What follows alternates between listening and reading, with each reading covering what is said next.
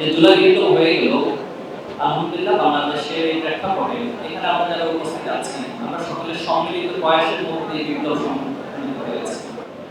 দেখুন, একটি ইমারত নির্মাণের ক্ষেত্রে ছোটখাটো প্রত্যেকটি উপাদানের গুরুত্ব রয়েছে।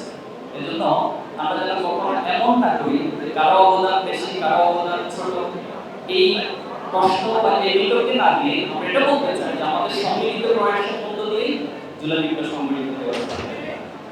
সেকেন্ড যে বিষয়টি বলবো, জুলাই বিপ্লবের পর আমাদের কাছে প্রত্যাশার জায়গা অনেক বেড়ে গিয়েছে। বাংলাদেশের আপামর ছাত্র জনতা, সাধারণ মানুষের ছাত্র জনতার যারা নেতৃত্ব দিয়েছি ছাত্র সংগঠনের উপর আমাদের প্রত্যাশাটা অনেক বেড়ে গিয়েছে।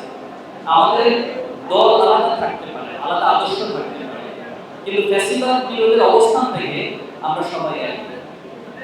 আমাদের ধর্মের ভিন্নতা থাকতে পারে, কিন্তু মানুষ পরিচয় যে বড় পরিচয়, আল্লাহ তাআলা মানুষকে মানুষ হিসেবে সৃষ্টি করেছে, এই পরিচয়কে আমরা বড় করে দেখতে চাই এবং বাংলাদেশকে যদি সত্যিকার অর্থে সমৃদ্ধ এবং সুন্দর বাংলাদেশ করতে চাই, আমাদেরকে মানুষ পরিচয় সবার আগে গ্রহণ করা, এরপর আমরা আমাদের নিজস্ব আদর্শ চর্চার বৈচিত্র্য আমরা চালিয়ে দেবো। সাংবাদিক সমিতির কাছে অনুরোধ করব যে আপনারা অতীত ঢাকা বিশ্ববিদ্যালয়ে যেখানে আন্দোলনের ভূমিকা রেখেছেন এবং সত্য প্রকাশে, সত্য এবং মিথ্যার যে সংমিশ্রণ বিভিন্ন সময় হয়, আমি আশা করব ঢাকা বিশ্ববিদ্যালয় সাংবাদিক সমিতি সত্য মিথ্যাকে আলাদা করে সত্যকে প্রতিষ্ঠার জন্য কাজ করে যাবেন।